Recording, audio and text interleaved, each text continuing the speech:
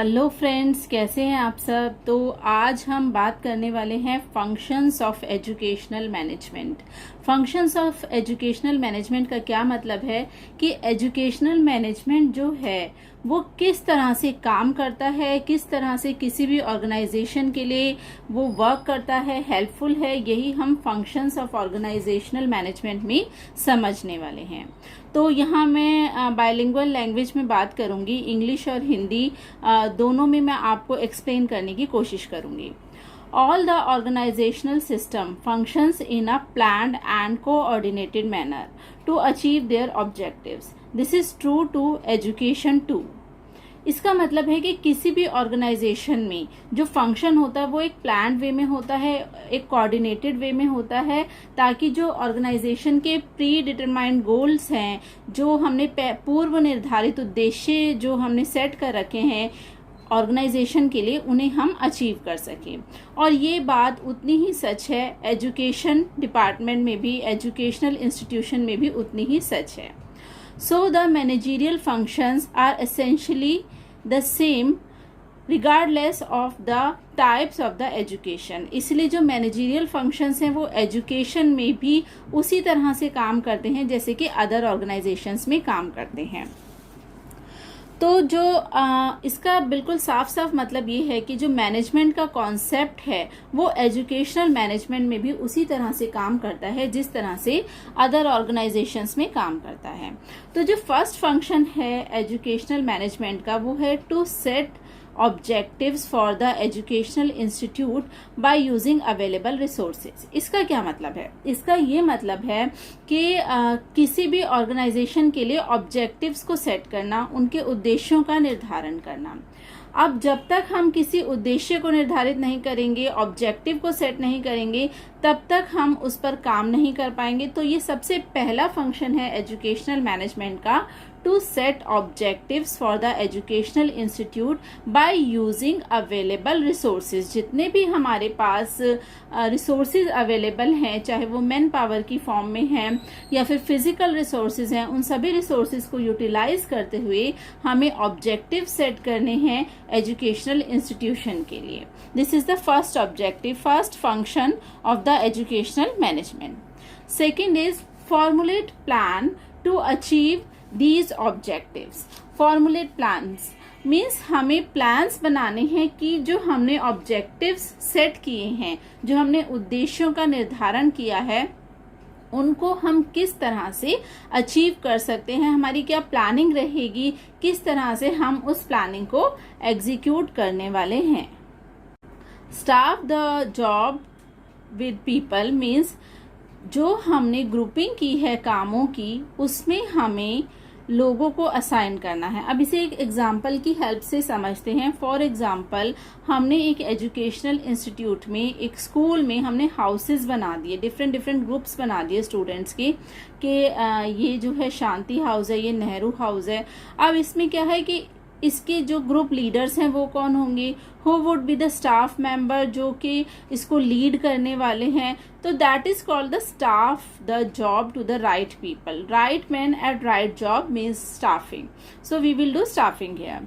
Means हम नियुक्त करेंगे उन लोगों को जो कि उस काम के लिए उचित है, सही है। नंबर 8 पे आता है initiate the work activities. Initiate the work activities that means जो काम जिसको दिया गया है वो आगे बढ़कर उस काम को करे। इस चीज को भी देखना एजुकेशनल मैनेजमेंट के अंदर आता है। Supply the incentives to stimulate the productivity. अब हमने क्या किया, हमने सब वर्क असाइन कर दिया, सब वर्क प्लान करा, असाइन करा, उसको हमें कैसे एग्जीक्यूट करना है उसकी प्लानिंग करी, उसमें स्टाफिंग कर दी, हम ऑब्जर्व कर रहे हैं कि काम हो कैसे रहा है।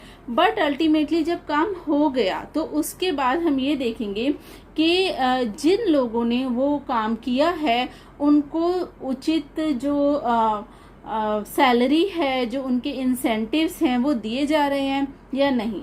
अगर ऐसा नहीं होगा तो चाहे वो कोई भी इंस्टीट्यूट हो, चाहे वो एजुकेशनल इंस्टीट्यूट हो या कोई अदर ऑर्गेनाइजेशन हो, अगर उनको हम इंसेंटिव्स या नहीं देंगे टू स्टिमुलेट देयर प्रोडक्टिविटी तो क्या होगा, they will leave the job, the productivity would go down. तो इसलिए आप जिसको जो काम असाइन कर रहे हैं उसके अकॉर्डिंग उसे रेम्यूनरेशन देना, उसको प्रेज करना, उसको इंसेंटिव्स देना, ये बहुत जरूरी है। This is the part of educational management, the main very important function of the educational management.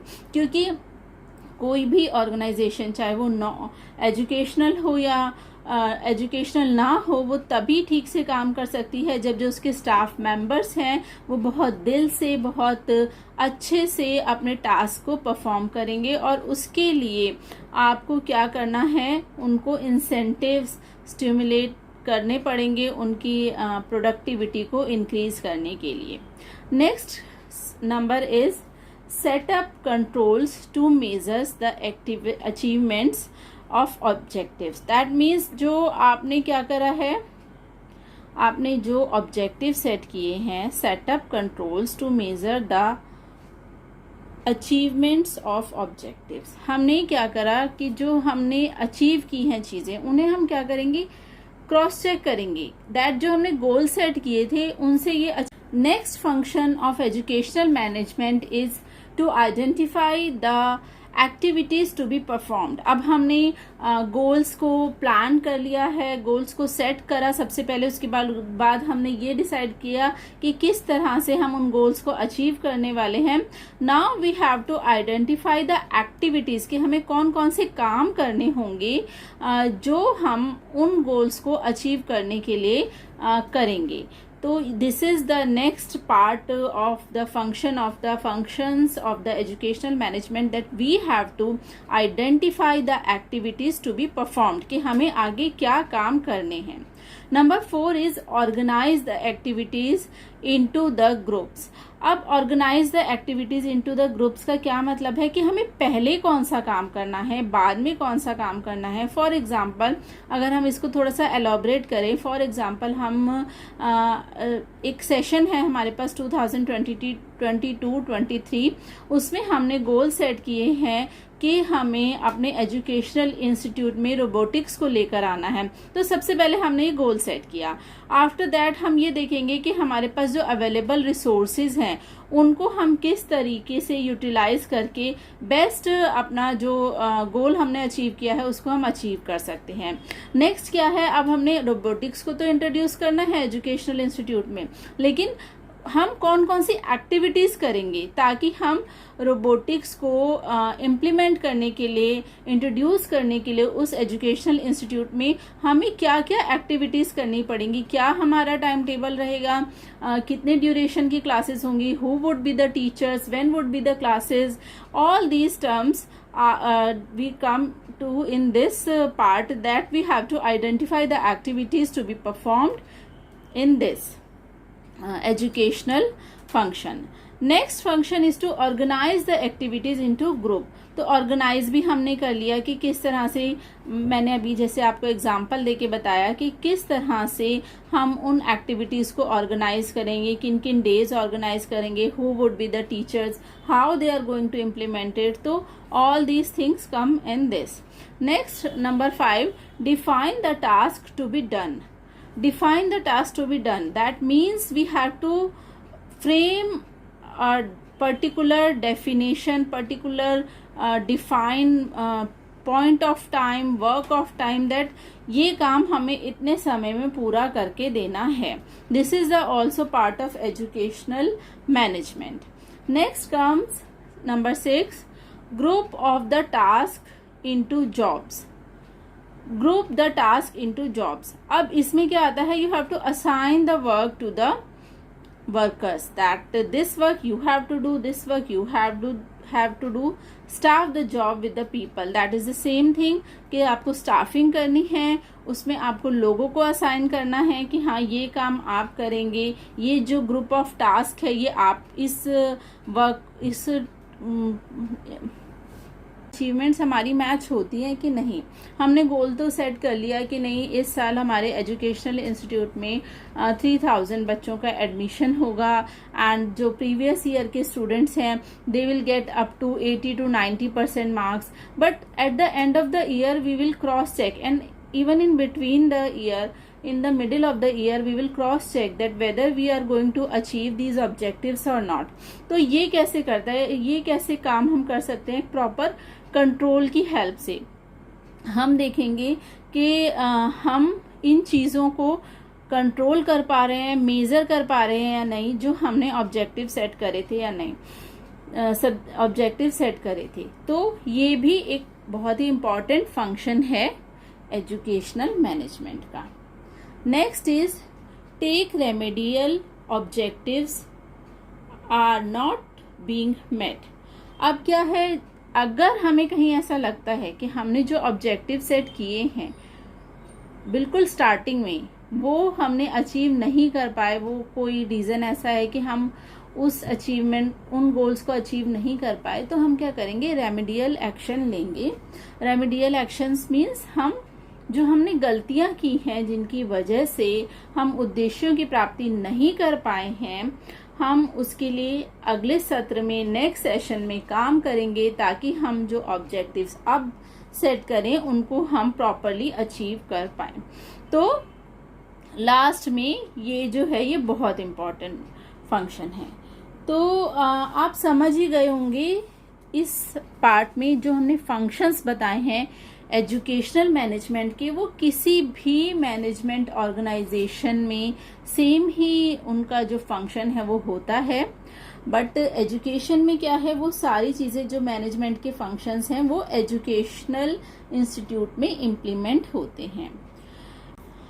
तो ये जो हमने सारे पॉइंट्स डिस्कस किए, इन्हीं के बेसिस पे in a short summary of the above mentioned points, Resser asserted that management is the utilization of physical and human resources through cooperative efforts, and it is accomplished by performing the functions of planning, organizing, staffing, directing and controlling। तो इसका मतलब है कि जो main functions हैं educational management के वो हैं प्लानिंग, ऑर्गेनाइजिंग मतलब योजना बनाना, चीज़ों को ऑर्गेनाइज करना, नियुक्तिकरण करना, लीडरशिप करना, लोगों की डायरेक्शन देना उनको, और जो डायरेक्शन दी है हमने काम के लिए उसको कंट्रोल करना। तो आप समझ ही गए होंगे कि ये एक बहुत ही सिस्टमैटिक वर्क है, इसमें ये सारे फंक्शंस आते हैं, काम आते हैं, इसी के द्वारा जो है हमारा एजुकेशनल मैनेजमेंट सक्सेसफुली काम करता है। अगर हम ये सारे पॉइंट्स को फॉलो करते हैं, इम्प्लीमेंट करते हैं, तभी हमारा एजुकेशनल मैनेजमेंट जो है वो इसमें काम करता है। अब इसी के साथ अगर हम और बात करें तो एजुकेशनल मैनेजमेंट के जो फंक्शंस हैं वो परफॉर्म किए जाते हैं अलग अलग लेवल्स पर to the different degrees by the different management persons in the ministerial, school boards, school including planners, administrators and inspectors और सुपरवाइजर्स। इसमें बहुत सारे लोग एसोसिएटेड रहते हैं, अलग अलग लेवल पर अलग अलग लोग एसोसिएटेड रहते हैं। These functions can be broadly categorise as, और भी हम इन फंक्शंस को कैटेगराइज कर सकते हैं। अगर हम देखें कैसे, तो वही सेम पॉइंट्स थोड़ा सा अलग तरीके से आ गए हैं यहाँ पर, like planning, organising, staffing, leading और डायरेक्टिंग और कंट्रोलिंग। ये मैं ऑलरेडी आपको सब एक्सप्लेन कर चुकी हूँ। तो अल्टीमेटली अगर हम देखें तो यही सारा प्रोसेस है हमारा एजुकेशनल मैनेजमेंट के फंक्शंस का। यहाँ पर हम इसे एक इस तरह के डायग्राम के साथ भी रिप्रेजेंट कर सकते हैं, फंक्शंस ऑफ एजुकेशनल मैनेजमेंट। सबसे पहले सबसे ऊपर दिया गया है planning, then organising, then staffing, then leading or directing, then controlling. So these are the 5 important functions of educational management. Other than some more functions help these main functions to achieve the goals or objectives. तो अगर overall देखें तो आप कोई भी काम चाहे आप वो एजुकेशनल इंस्टीट्यूट में करें, चाहे अदर ऑर्गेनाइजेशन में करें, अगर आप मैनेजमेंट की बात करते हैं तो ये 5 फंक्शंस हर तरह के काम में होते ही होते हैं।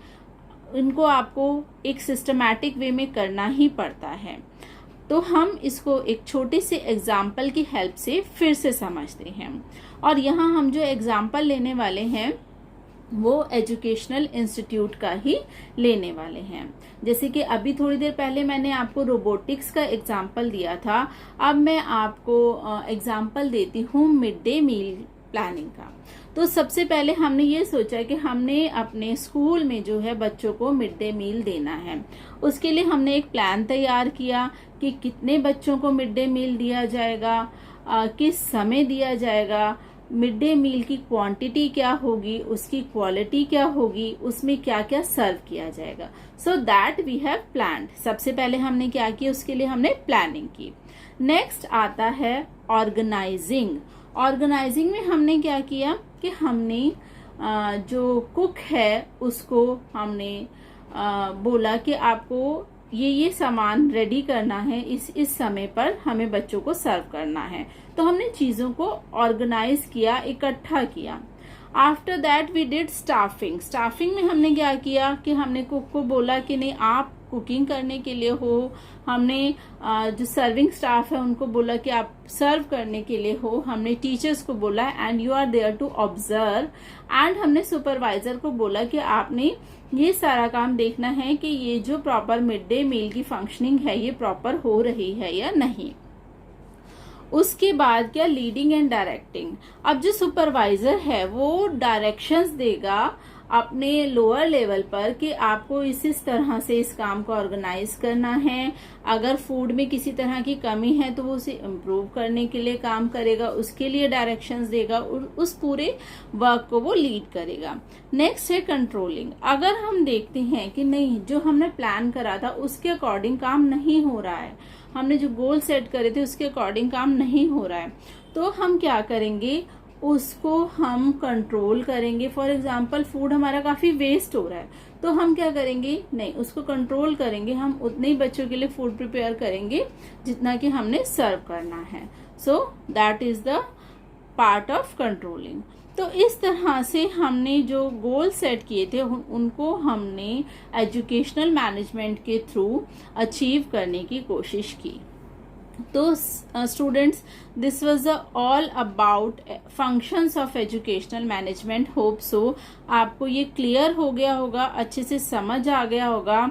और मैं आपको ये भी बोलूंगी कि आप नोट्स को भी जो मैंने यहाँ पर दिखाए हैं इनको अच्छे से स्टडी करिए, रीड करिए और अपनी तरफ से भी कुछ एग्जाम्पल्स ऐड करके आप अपने एग्जाम में लिख सकते हैं, तो that would be more effective. तो अगर आपको ये वीडियो अच्छा लगा तो इसे लाइक शेयर करें और अगर आप चैनल पर नए हैं तो चैनल को सब्सक्राइब जरूर करें। Thank you so much friends.